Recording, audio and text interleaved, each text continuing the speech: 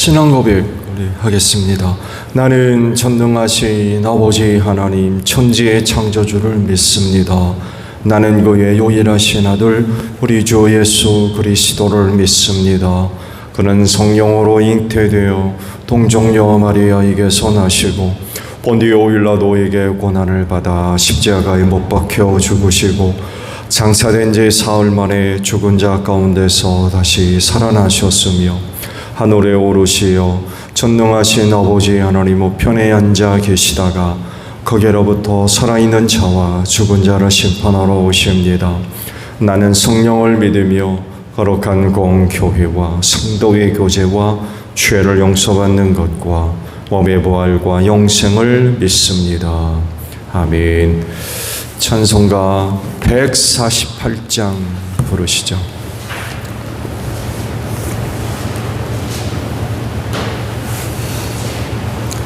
찬송가 148장이에요.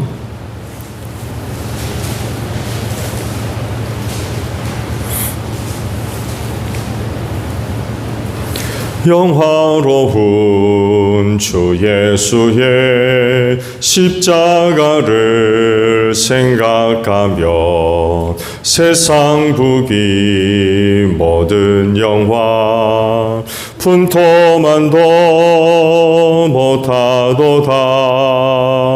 오 갈보리 오 갈보리 주 예수 나를 위하여 십자가에 못 박히신 보배로우신 나의 주 구주께서 죽으실 때 성전 위장 찢어지어 구원의 길 여심으로 천국 기쁨 주셨도다.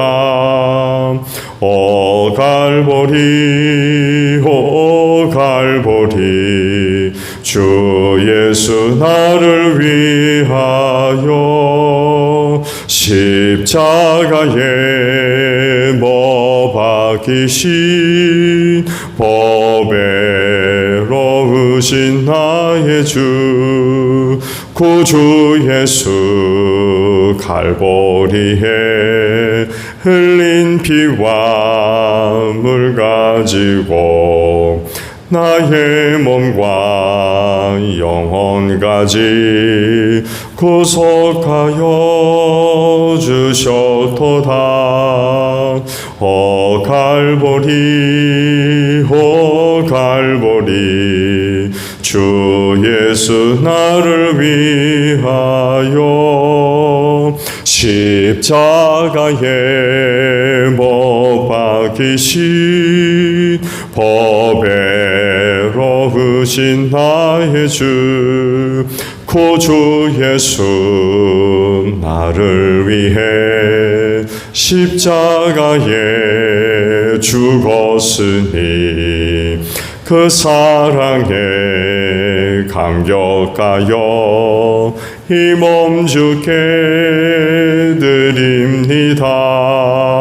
오 갈보리 오 갈보리 주 예수 나를 위하여 십자가에 못 박히신 보배로우신 나의 주.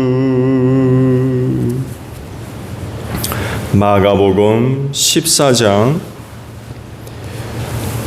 22절에서 25절까지 보겠습니다.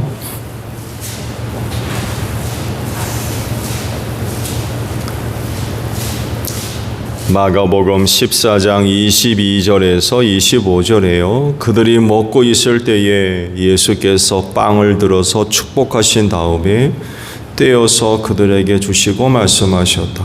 받아라, 이것은 내 몸이다. 또 잔을 들어서 감사를 드리신 다음에 그들에게 주시니 그들은 모두 그 잔을 마셨다. 그리고 예수께서 말씀하셨다. 이것은 많은 사람을 위하여 흘리는 나의 피 곧 언약의 피다. 내가 진정으로 너희에게 말한다. 이제부터 내가 하나님의 나라에서 새 것을 마실 그날까지 나는 포도나무 열매로 빚은 것을 다시는 마시지 않을 것이다. 아멘.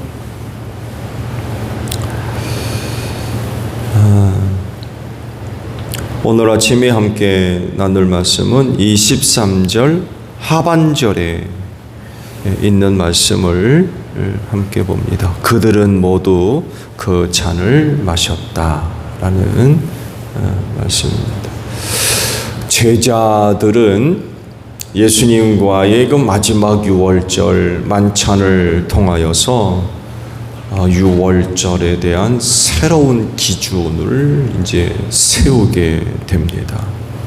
평생을 유대교인으로 살아왔죠. 예수를 만나기 전까지 율법에 따른 기준으로 그 유월절을 또 지켜왔고 또 유대교에서 제시한 그런 그 내용과 과정과 방법으로 유월절을 지켜왔습니다. 뭐 아시듯이 유대인의 최대 명절이었기 때문에 어느 명절보다도 풍성하게 그리 지켜왔죠.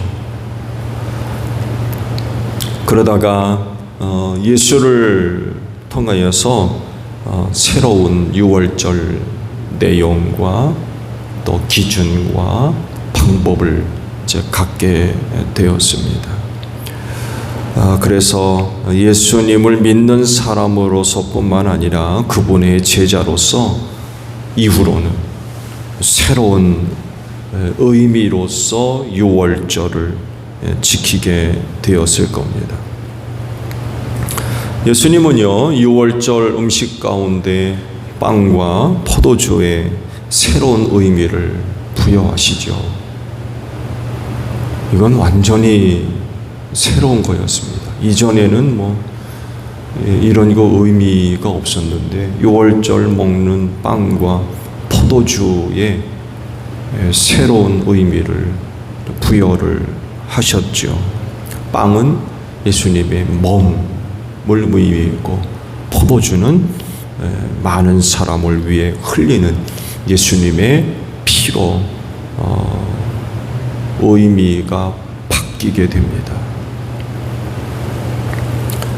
그리고 예수님은 유월절 제자들과 함께 먹고 마셨던 이 만찬을 행하여 기념해라 라고까지 명령을 하세요. 그냥 그때 그 일로 끝나는 게 아니라 이후로 제자들은 이 유월절에 예수님과 함께 나눴던 이 만찬을 기념해야만 합니다. 행하는 거죠. 지켜 행하는.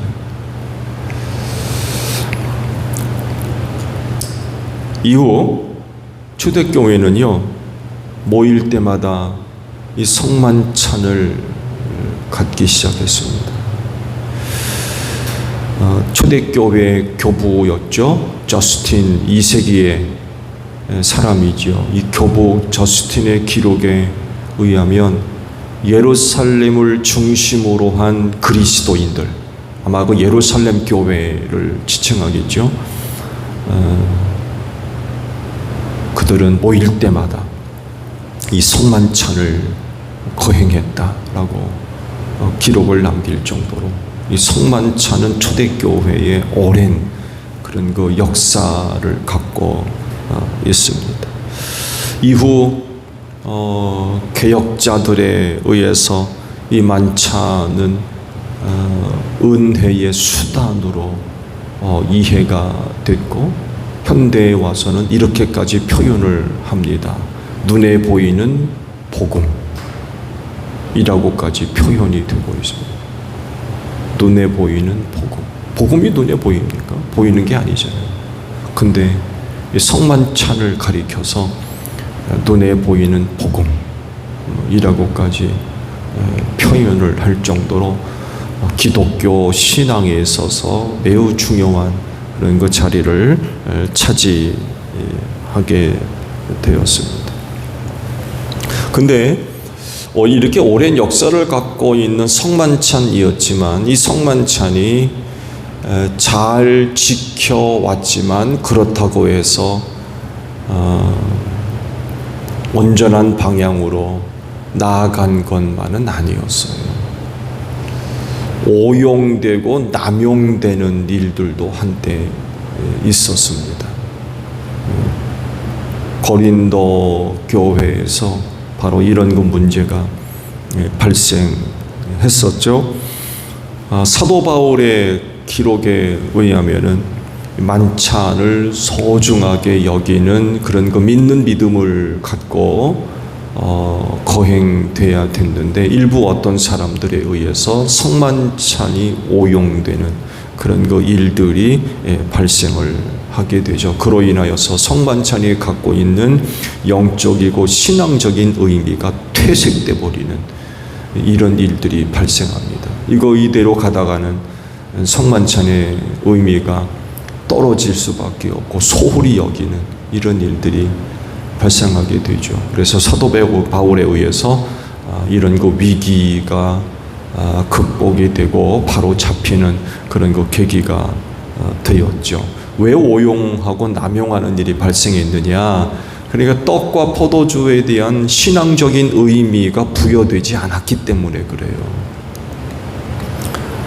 단순히 배부르고 취하려고 하는 배고픔을 해결하기 위한 수단, 그 배부르고 취하기 위해서 빵과 포도주를 먹는 이런 일들이 벌어졌어요. 그러다 보니까 그 신앙 공동체로서 함께 모여서 이 성만찬을 거행해야 되는데 배부르기 위해서 먹게 되면 나중에 온 사람들은 이 성만찬을 참여할 수가 없게 되잖아요. 다 먹어버려가지고. 또 어떤 사람을 취하려고 포도주를 마시다 보니까 나중에 오는 사람들이 포도주를 마실 수가 없게 된 거예요. 자, 안타까운 그런 그 일들이 고린도 교회 안에서 발생하기도 했습니다. 앞서 말씀을 드린 대로 이 성만찬을 거행하는 일은 이 해두고만 안 해두고만이 아니라 이거 주님의 명령입니다. 행하여 나를 기념하라 하셨기 때문에 예수 믿는 공동체는 이 성만찬을 반드시 거행을 해야 되고요. 또 예수를 믿는 사람이라고 하면 성만찬에 반드시 참여해야 됩니다. 성만찬에 참여하지 않는 어떤 이유 허락될 수 없어요. 또 성만찬에 참여하지 않는 그런 그 모습들이 이해되거나 또 용납될 수 있는 어떤 경우도 있을 수가 없어요. 우리는 뭐 이런 이유 저런 이유를 대가지고 그거 해두고만 안 해두고만 이런 식으로 접근을 하려 하는 사람들도 있을 법한데 그러나 그럴 수 없어요. 왜냐하면 그건 주님의 명령이기 때문에 그래요. 그거 해두고만 안 해두고만입니까? 하라고 하셨는데. 그래서 성만찬에 참여하지 않는 어떤 이유, 조건 이건 허락이 될 수가 없어요. 그 말씀에 불순종하는 것입니다. 그래서 성만찬이 있다고 하면 반드시 참여를 해야 됩니다. 그리고 모일 때마다 이 성만찬이 거행해 온 것은 기독교 신앙의 오랜 역사입니다. 했다가 안 했다가 아니라 모일 때마다 이 성만찬을 거행한 것은 오랜 역사를 갖고 있고 그건 전통이며 그래서 그건 교회의 신앙이 되었어요. 그렇기 때문에 교회가 이것을 이어받았고 그것을 이어가야 되고 지켜져야만 하는 거죠. 개신교회가 풀어야 할 숙제 중에 하나가 바로 이겁니다. 성만찬이 이게 제대로 지켜지지를 않고 있어요. 안타까운 일이죠.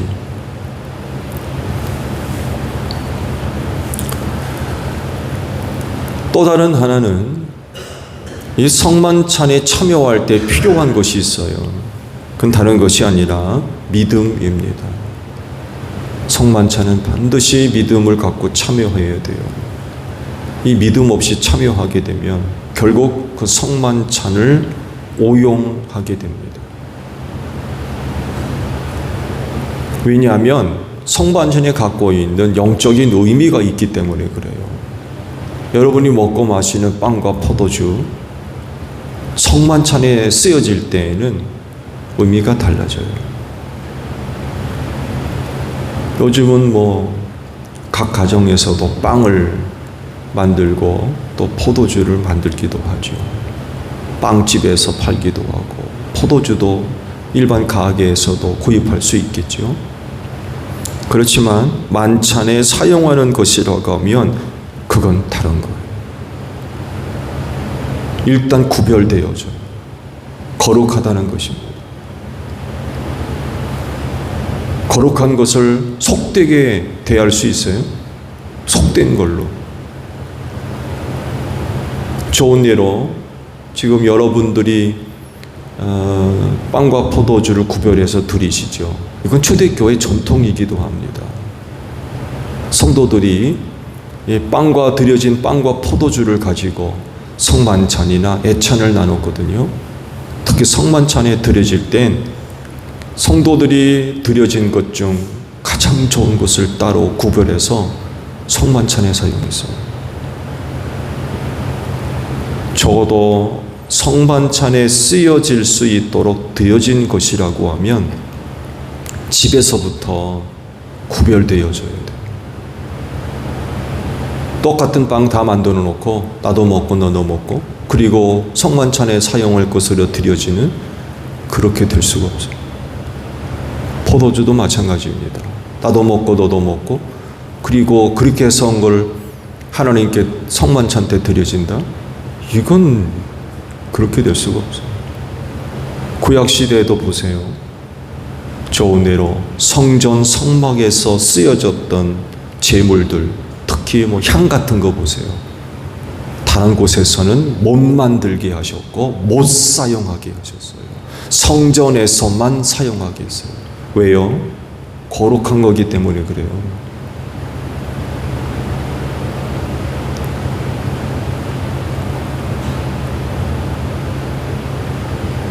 성만찬에 쓰여지는 빵과 포도주도 마찬가지입니다. 말씀드린 대로 그건 거룩한 거. 따로 구분되어져야 돼요. 같이 만들었다고 해서 이건 성만찬 때 쓰고 이건 우리가 먹고 마시고 그럴 수가 없는 거예요.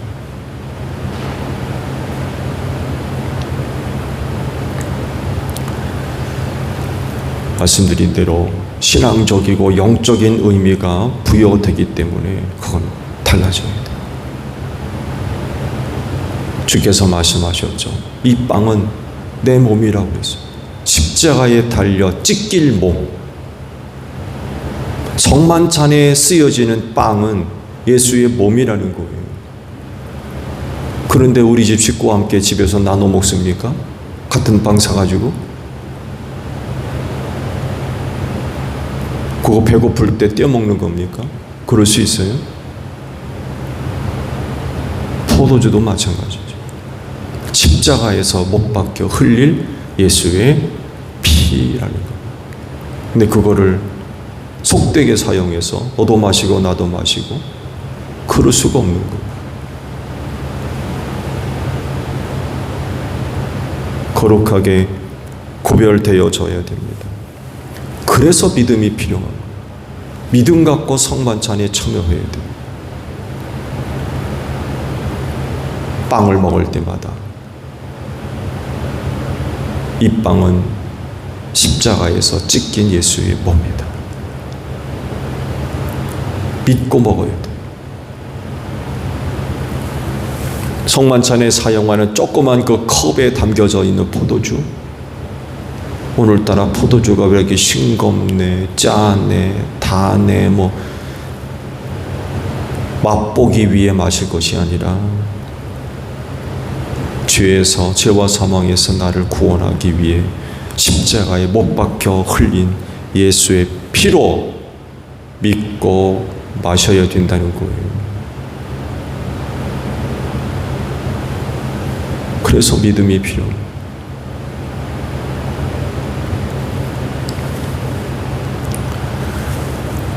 이건 믿음이 없으면 할 수 없는 영역입니다. 그래서 세례받은 사람들에게만 요청되고 있어요. 예수 믿고 죄와 사망에서 구원받은 사람, 이 세례의 의미 아닙니까?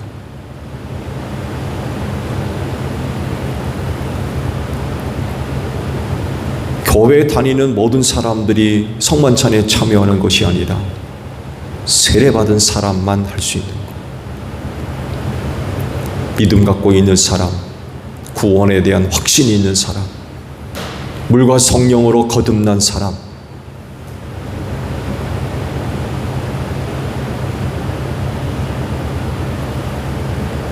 이건 철저한 믿음의 영역입니다. 그래서 만찬에 참여하는 사람들은 반드시 주님 십자가를 믿는 믿음을 갖고 있어야 돼요. 그렇게 할 때에 그 만찬을 통해서 은혜를 얻습니다.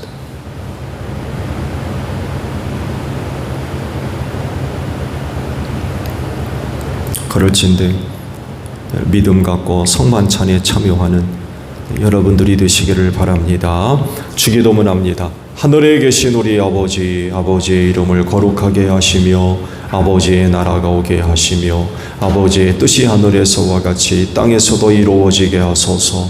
오늘 우리에게 일용할 양식을 주시고 우리가 우리에게 잘못한 사람을 용서하여 준 것 같이 우리 죄를 용서하여 주시고 우리를 시험에 빠지지 않게 하시고 악에서 구하소서. 나라와 권능과 영광이 영원히 아버지의 것입니다. 아멘. 기도하겠습니다.